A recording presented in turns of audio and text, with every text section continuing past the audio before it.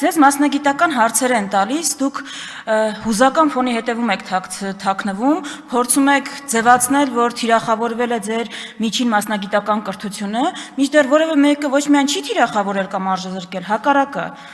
շատ կարևորել է միջին մասնագիտական կրթությունը։ Խնդիրը այլ բանի մասին է։ Ձեզ պարզ հարց տամ, որ պատկերացնեք, ձեզ ով կես նախադասություն անգամ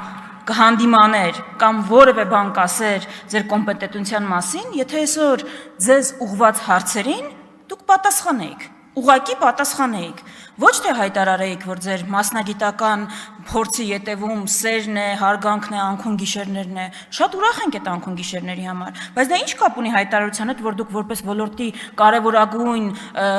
խնդիր նշում եք, որ բժիշկը չի նայում պացիենտի աչքերին։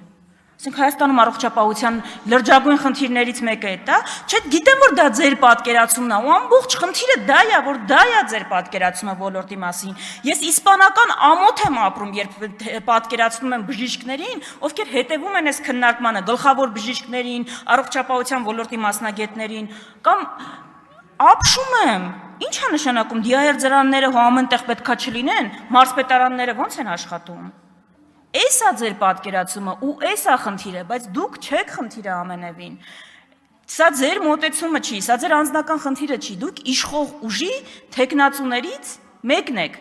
Կարևոր պաշտոններում նշանակվող թեկնածուներից մեկը։ Իսկ ինչ պատկեր ունենք մենք ամբողջ Հայաստանի Հանրապետությունում։ Գիտեք, սիրելի քաղաքացիներ, հատկապես երիտասարդներ, դուք մեզ հաճախ եք ասում համաձայն ենք քննադատության հետ, բայց այլընտրանքը որն է։ Ես այս ելույթով ուզում եմ հենց այդ այլընտրանքի դրվագներից մեկին էլ անդրադառնալ ու ցույց տալ իրական այլընտրանքը որն է։ Ինչ ունենք մենք հիմա։ Մեր առողջապահության նախարարը իրավաբան է, մեր պաշտպանության նախարարը պատմության ուսուցիչ է, մեր արտաքին գործերի նախարարը անհայտ է ինչ կապ ունի դիվանագիտության հետ։ Դուք մեր դիվանագիտական բլոկին տեսել եք։ Այն որ այս իշխող ուժի ամենավառ ներկայացուցիչը Նիկոլ Փաշինյանը, որ ասում էր դեսպանները պիտի դիվանագետներ լինեն պրոֆեսիոնալ։ Հիմա մեր դիվանագետներին տեսել եք։ Լիլիթ Մակունցը ինչ կապ ուներ դիվանագիտության հետ, դրանից հետո սոցիալ նախարարը ինչ կապ ունի։